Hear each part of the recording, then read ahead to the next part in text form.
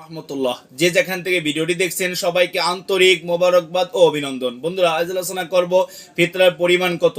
চলুন মূল আলোচনায়। ফিতরার পরিমাণ হলো জন প্রতি হিসেবে গম আটা 1 কেজি 650 গ্রাম, সর্বনিম্ন দাম 110 টাকা। জব 3 কেজি 300 গ্রাম, সর্বনিম্ন দাম 595 টাকা। কিশমিশ 3 কেজি 300 গ্রাম, সর্বনিম্ন দাম 2640 টাকা। খেজুর 3 কেজি 300 গ্রাম, সর্বনিম্ন দাম 2475 টাকা। পনির 3 কেজি 300 গ্রাম, সর্বনিম্ন দাম 2805 টাকা। সর্বোপরি কথা হলো, নিজ নিজ সামর্থ্য অনুযায়ী উল্লিখিত পণ্যের যে কোনো একটি বা এর বাজার মূল্য দিয়ে ফিতরা আদায় করা যাবে।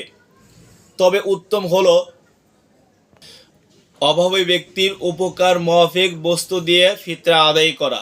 এখন প্রশ্ন হলো যে ফিতরা দেবেন কখন? উত্তর: ফিতরা ঈদুল ফিতরের নামাজের পূর্বে এটি দেওয়া সবথেকে উত্তম। আপনার আর্থিক সামর্থ্য অনুযায়ী গম, খেজুর বা কিশমিশ দিয়ে ফিতরা আদায় করা।